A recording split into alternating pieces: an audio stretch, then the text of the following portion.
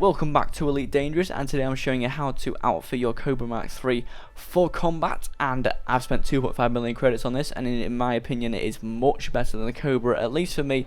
There's a preference in Elite Dangerous that it's either the Cobra or the Viper for combat currently, and definitely for me it's the Viper, especially when you factor in the amazing shields it has compared to the Cobra, and it's cheaper, it's faster, turn rates can be insane in it. Generally it's really fun. I mean, turn rates can be insane with it when you're using boost, guys, not just normally. So guys, for my current loadout, I've actually got the power use perfectly aligned. All I do is change priorities for the cargo hatch and the frame shift drive to 2, and then I can have everything else running while I deploy hardpoint, so there's no problems there.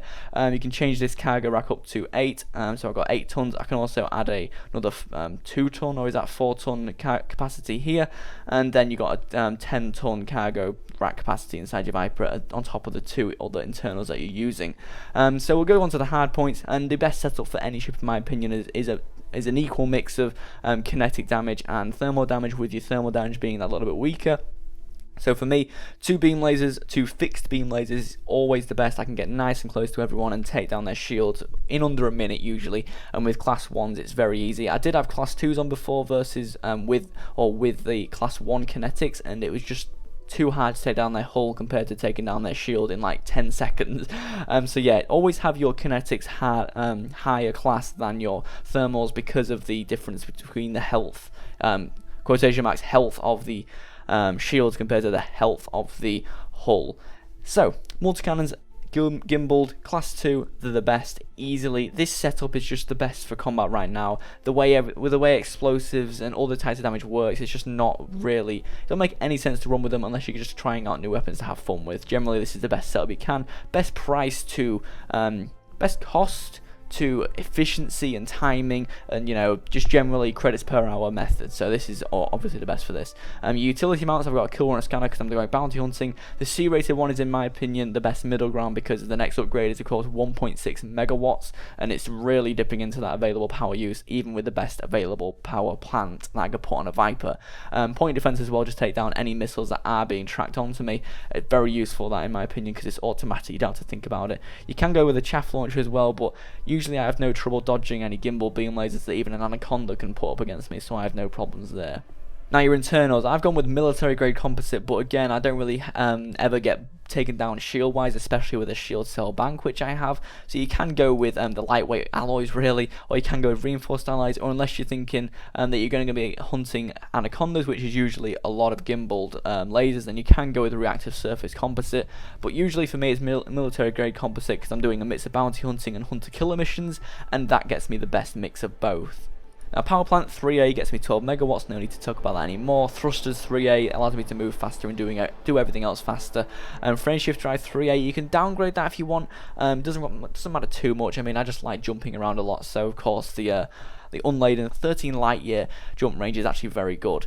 Life support 2D, I'm going to say this in every video, you don't need more than that. 7 minutes 30 oxygen tank capacity. Unless you're exploring, just stick with the lower life supports. Generally 2D is the best because it's the lightest and it has the least effect on your movement speed, jump range and things like that. So 2D is always the best for life support. Power distributor 3A, it's the most important thing to buy in my opinion, and it is only 160k credits. Yes, it's double the cost of the ship, but honestly, maybe your first upgrade should be a power distributor, because it has such an effect on combat and moving around faster and everything like that. Next up, sensors 3D. I still can't garner the fact that a 3A is 0.84 power draw, so I just generally stick with a 3D. Again, it's the lightest thing, and it still gives you a 5 kilometer optimal range, I believe. I think it's actually 4.5 kilometers now I think about it. It's either 5 or 4.5 for that. But yeah, that is generally the best thing for me in my opinion, just sticking with the 3D sensors all the time for scanning. And fuel tank, stick with a 4, you have any less chance of jumping any further. Cargo rack, I've gone with an 8 one. If I do want to pick up anything that I've stolen, then it's there. I usually don't, I just stick with bounty hunting completely. Shield generator 3A, it does take in a lot of power as well as the thrusters, but hell, with a 3A shield generator on a Viper, it's very hard to take down. We've done a test on this a few days ago with shield generator testing, and it's found out that the Viper's got one of the best shield to ratios to its actual ship size in the game, and it makes you have like a very, very long uptime against a constant beam laser, which is what we tested it against. So yeah, shield generator on a Viper is fantastic, especially compared to the Cobra. It's like 3 times better when you factor in everything. Shield cell bank as well, 2B. You don't need it on a class 3. The 2B is going to get you more shield cell capacity, which is something I found out from somebody the other day on the shield generator testing video, which was awesome. So the 2B is going to allow you to get your shields up from about 50% or even less to that full mark. If you go with the 3, you're going to be wasting, or you're going to be allowed to go from like 10% to 100%. But generally, I'd just stick with a 2 because it's overkill going for a 3. And your other internal compartment, you can put whatever you want in it. You can also run with a instead of that internal compartment there, you can run with a frame shift drive interdictor if you want.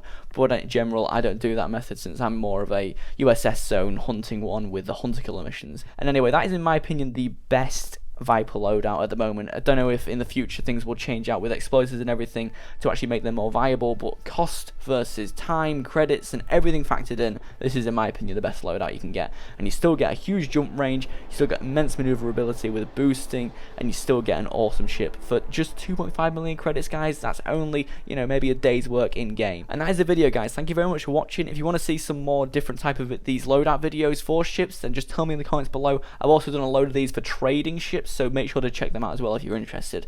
Thank you very much for watching, and I will catch you all next time.